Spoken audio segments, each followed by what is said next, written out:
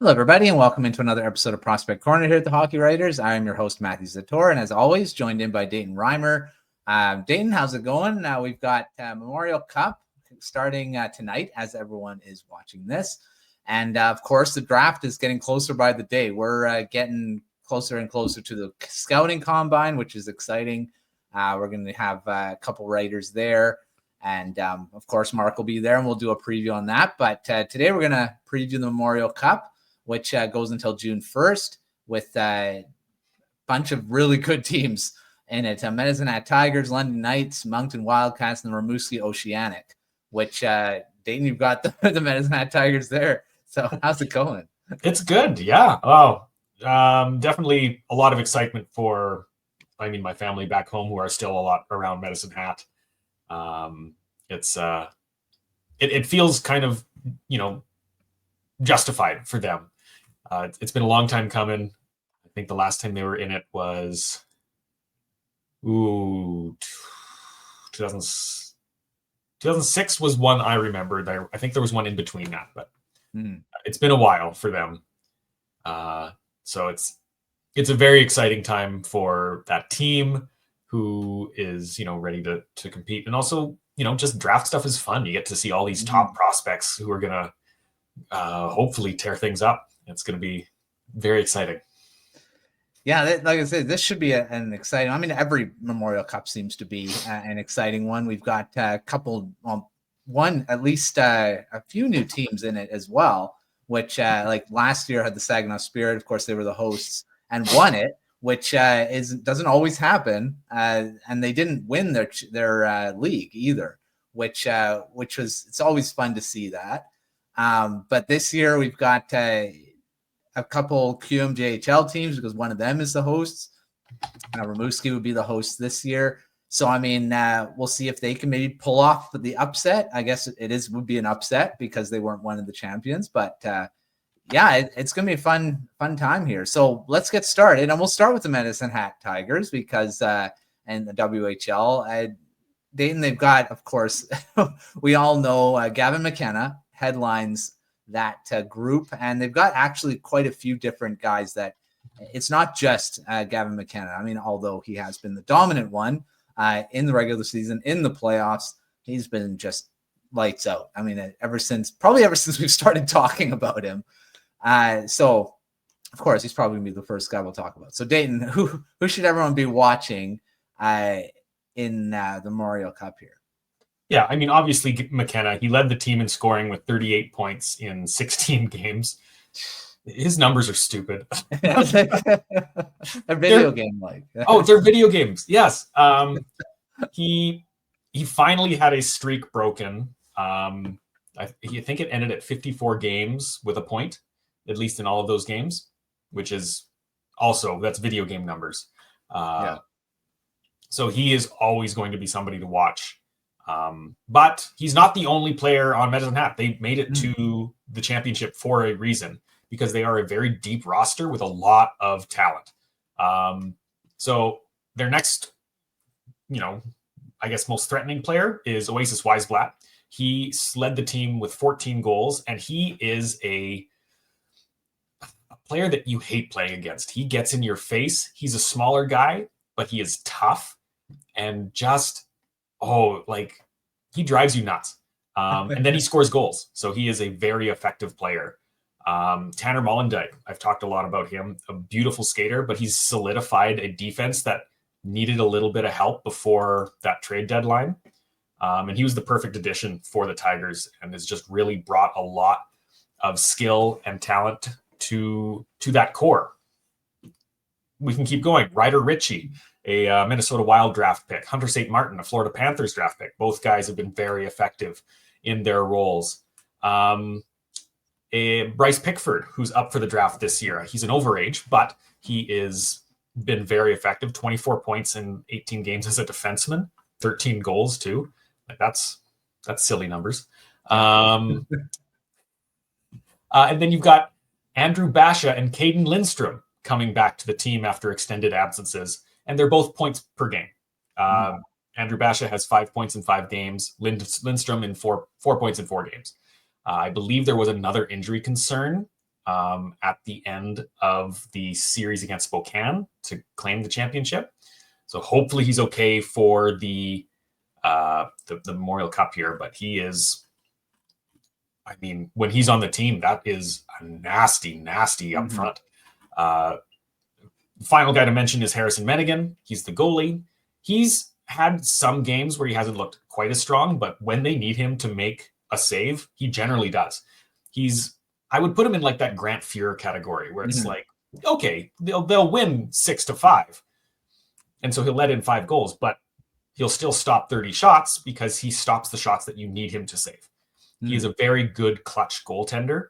And he's had a lot, like, I don't know if you've heard his story, but his dad passed away this season during a game he was playing in, which is unbelievably heartbreaking. I can't imagine any player, any person going through that.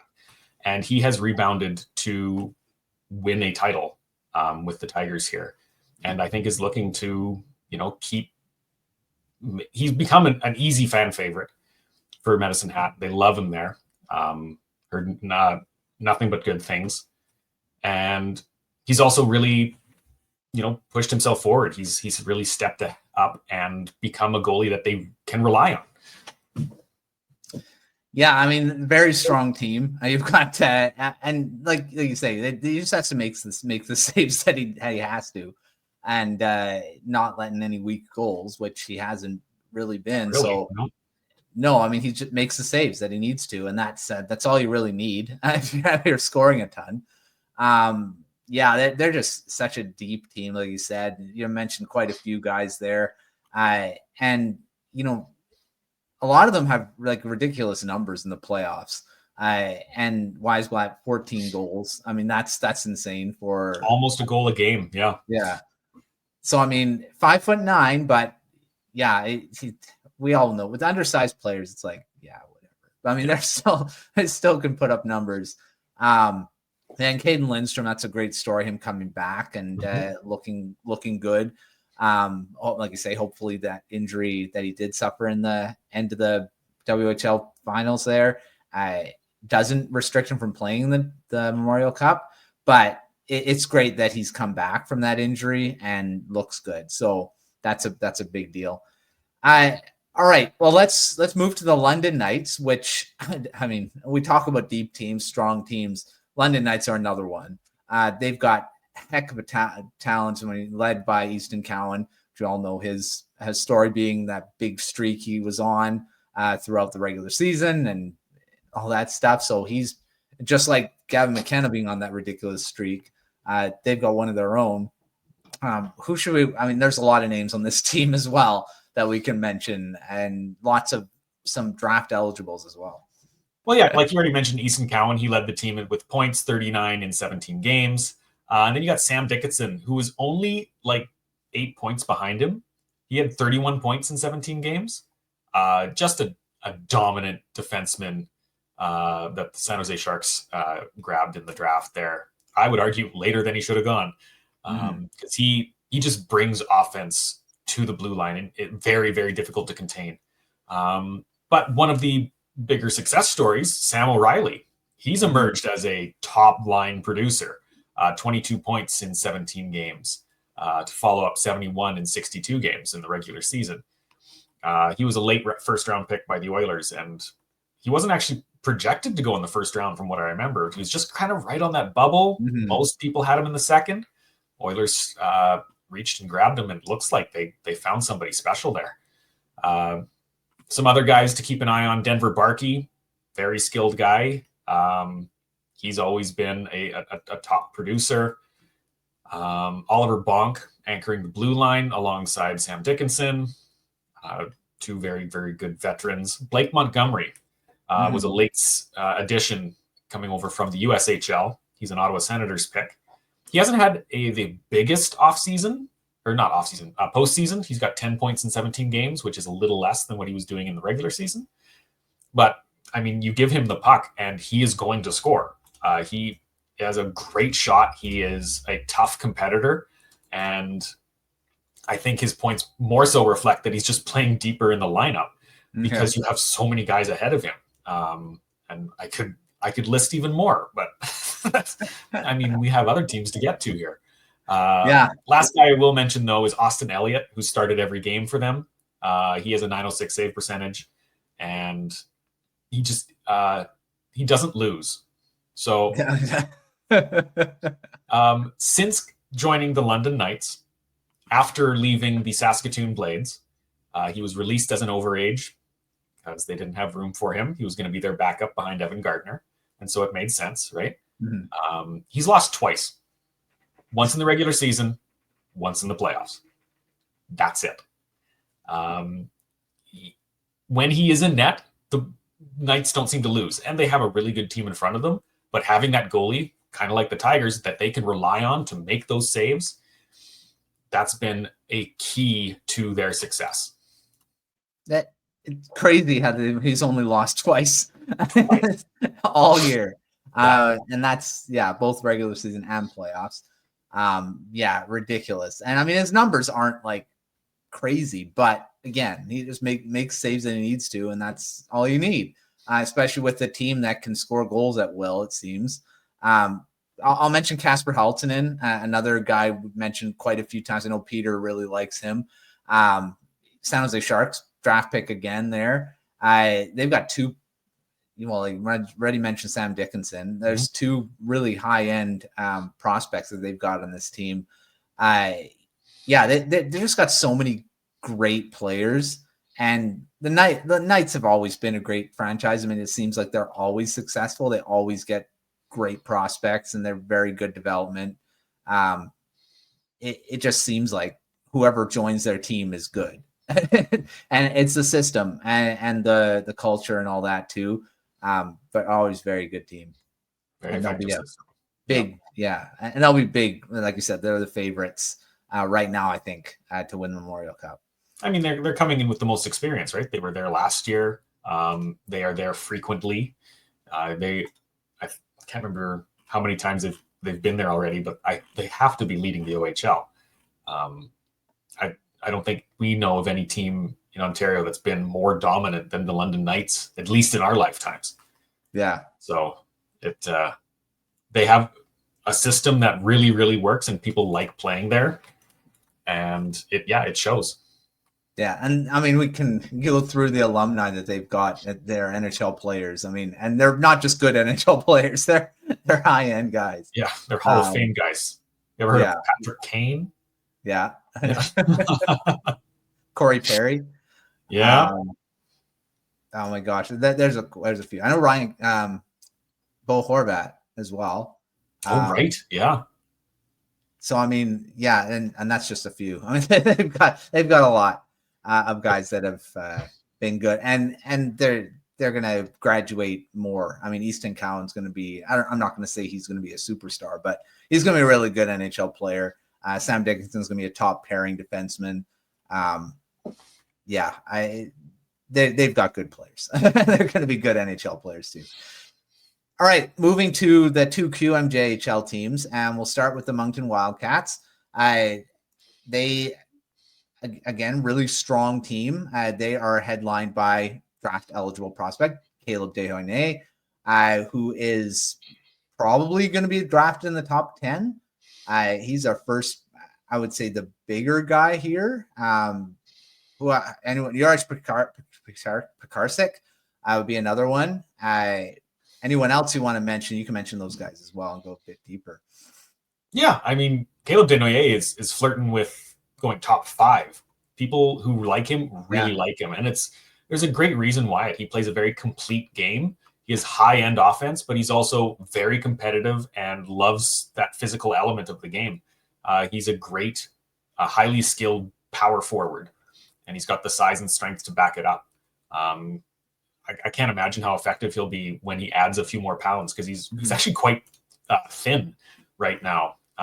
Like he's only 172 for standing 6'2", so definitely can put on some more muscle. That he's going to be incredibly dangerous. So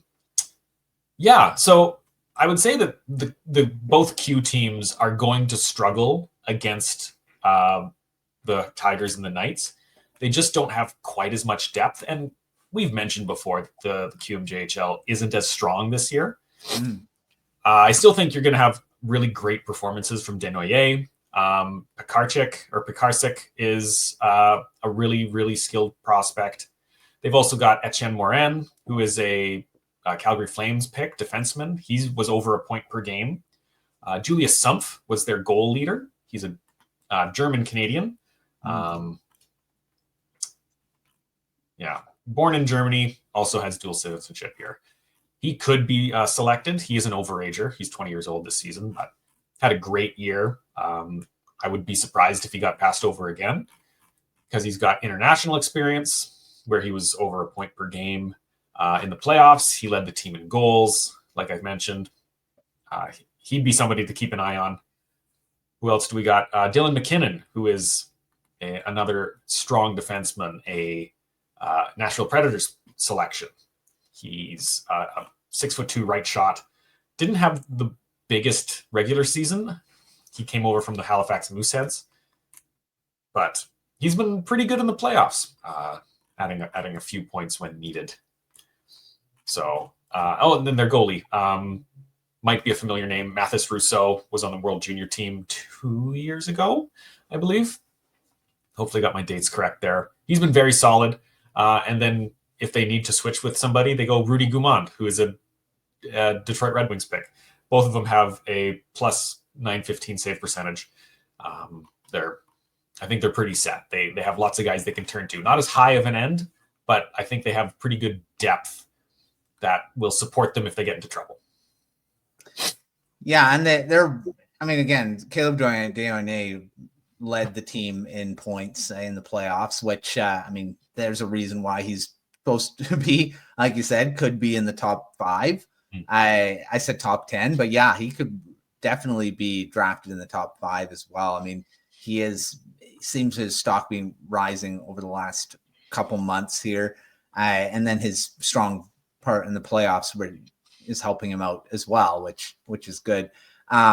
Yeah, he's a very skilled player. I think he's going to end up being, I don't know, could he go in the top 3?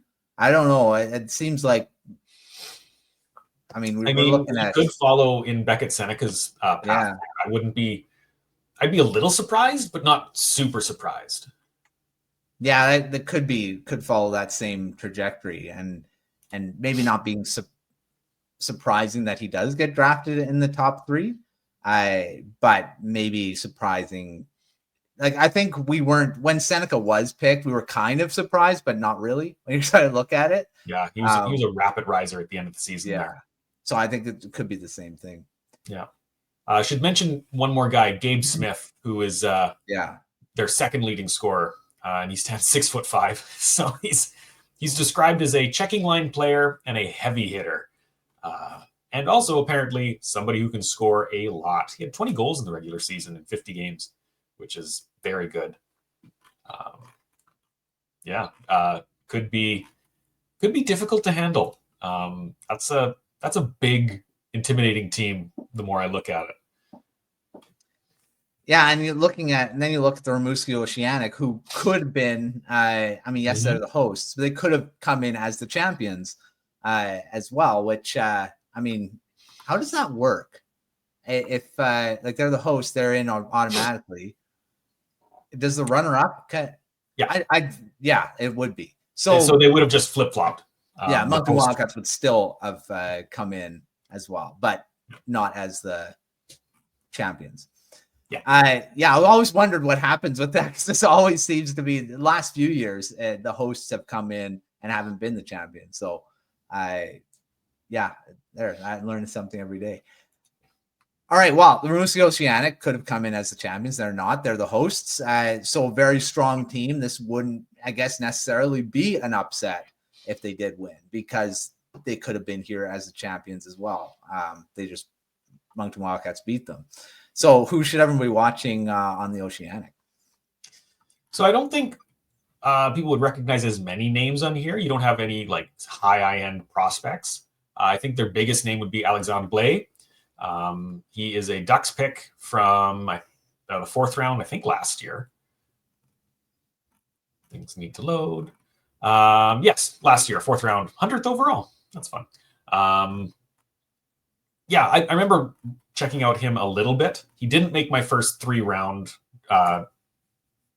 ranking that came out just before the draft there, but he's a very talented player. He's very fast. He's a great tactician. Very good with the puck. He can move it very easily, and he finished with 20 points in 23 games. Was over a point per game player in the regular season. He's sort of, I would imagine, one of their top playmakers. He's the guy who makes things happen. But the guy who was most dangerous was Jacob Matthew, who finished with 31 points in 23 games, 17 goals. He's their captain, 21-year-old. They're relying a lot on veterans from this team. There's a lot of very good QMJHL veterans on this team. And yeah, just who else here? Jonathan Fauchon, I think is how you say it, Fauchon. He had about the same as Blais, 22 points in 23 games. He had a really big season after coming over from the Blainville Boisbriand Armada. Well, there's a couple of names in the queue that are a little tough for my English mouth. Yeah. But he had 53 points in 33 games after coming over from there.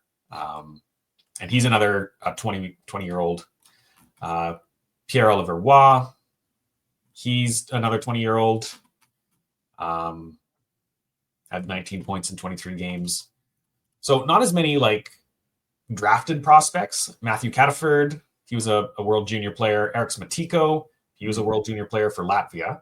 Those are guys that you want to look out for. Spencer Gill was on their team. I think he's been injured, though. He hasn't played in the playoffs yet.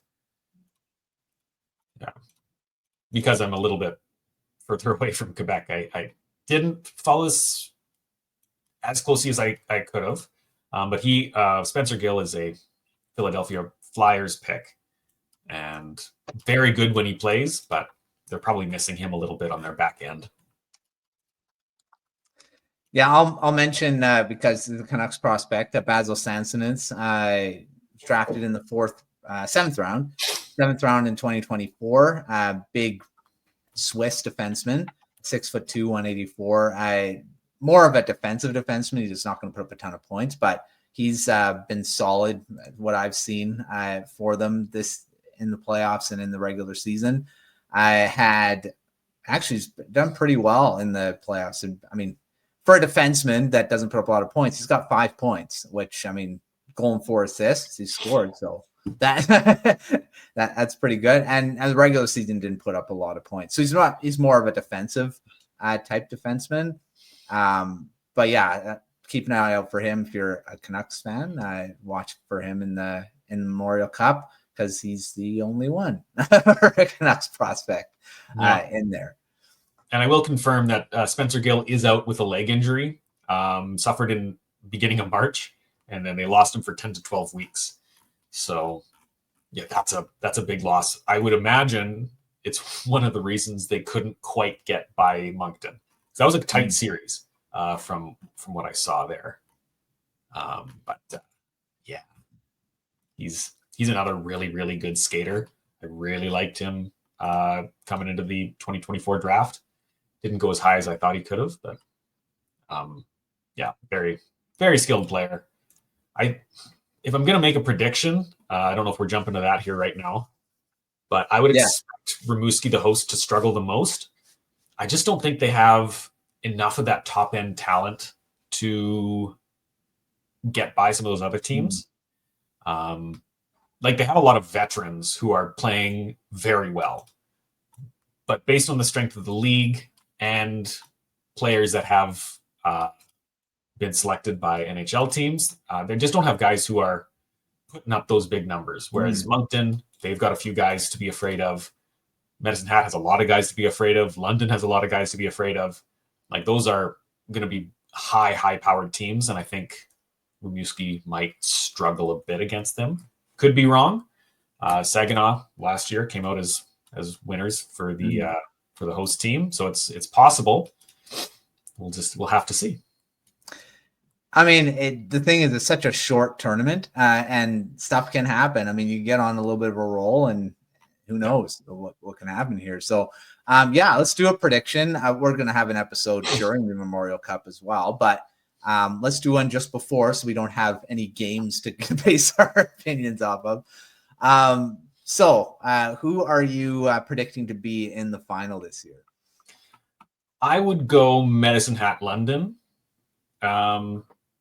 I think in these quick tournaments, you rely on your high end scores, and London and Medicine Hat have the two best high end scores in Gavin McKenna and Easton Cowan. Those guys put up points no matter what's happening, and you can rely on them to put up a lot of points in a short amount of time. They also have the most depth. I think they are going to hopefully meet in the final. That'd be my pick.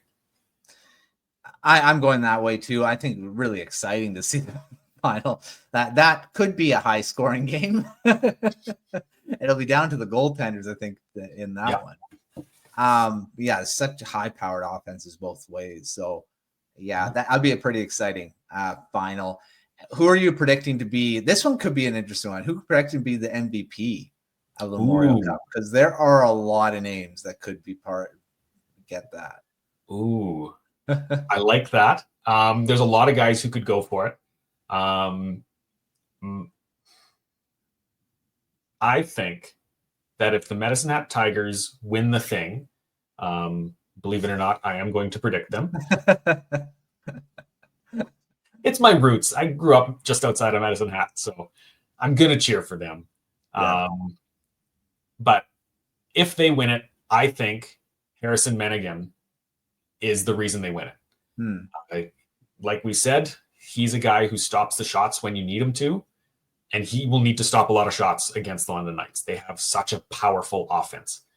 He won the MVP for the Western Hockey League championship, which I thought was a bit of a surprise. But then you start thinking, like, well, how did they get there? Why did they win? Because Mennigan was back there when they needed him the most. And sure, McKenna can score, and Weisblatt can score, and Mollendijk can score, and Lindstrom can score, and Basha can score. Like, they have guys who can score, but they needed somebody to stop it, and that was Mennigan. If they win, he's my MVP. It's a good choice. I mean, the thing is, he's going to have to be really good. And same thing with Austin Elliott and the Knights. If they do, he's going to have to be really good too, because I think it could be a high-scoring game unless both goalies lock it down. It'd be pretty tough. But, I think I want to see the obvious answer being Gavin McKenna or Easton Cowan, because they're both good choices. Going to be big parts of it. And McKenna's just – I think he's really solidifying his status as being a first overall pick next year. I don't know who else. I mean, could be some other guys that emerge, but I think he's the hands down favorite to be first overall next year. He just keeps solidifying that. And I think the only way that he doesn't get it is if he goes to the NCAA next season. Yeah, which I mean that's a possibility, right? Yeah, I think if he stays in the WHL, which he should. Yeah, I think going to the NCAA would be a big mistake for a lot of reasons. But if he stays here, he's going to put up crazy points like Bedard, and that will solidify him a top pick. I don't think anyone can really compete with. Like, he's probably going to hit 150 points and lead the league. Like, I think that's a minimum expectation. But if he goes to the NCAA, he'll put up what, 40 points? Yeah, like. That's what James Hagan's put up this year. And he was initially talked about as being a first pick, and he's really dropped off. He might fall out of the top 5. We'll have to see. I think for me, he's still a top 5 pick, but he could be pushed out based on what teams like up there. Because he just didn't have the numbers that players are looking for. He didn't have the extended dominance. They don't play enough. And sure, it's a better league for playing against tougher players and tougher competition. That's true. But that's not to say that the WHL can't prepare you. Guys go from the dub to NHL immediately right away, or a lot of times. Yeah. Right? That's very common because it is, of the 3 leagues in the CHL, probably the toughest to play. Yeah. So there's my little spiel. No, I agree. Yeah. I agree. The WHL, I think, is the most NHL type league in physicality, defensive play, all that. And it is a very tough league to come out of. And especially, I'd say for defensemen, like they have the best defensemen. And that's, I mean, the forwards have to play against these guys. And there's so many good defensemen that come out of the WHL. And I mean, you can list them off. Why the first guy that comes to mind is Shea Weber. I mean, he was always so good in the WHL, and of course we all know what he did in the NHL. So I mean, yeah, I think the WHL is the most NHL type league, and McKenna playing there again, I think would be good. But I mean, with this new thing, I mean, he's gonna think about it, I'm sure. Yeah. I believe I heard Michigan being one that, I mean, he goes to Michigan. Yeah. That would be because they have the most money, and that's the only reason he'd go. But I don't, and like if any viewers or better, I don't think Canadians would be eligible for name and likeness deals because they're foreign students. You'd have to have a specific visa for that, because you're not supposed to be making money in the States when you're at school. I was doing some digging on that, and I could not find a way that Canadian-born hockey player would be making money as a name and likeness deal unless they're doing it in their own country. Yeah, then that's okay. But yeah, if anyone has any additional information about that, I'd love to know, because that is the one thing that keeps tripping me up. It's like, are they making money as foreign students?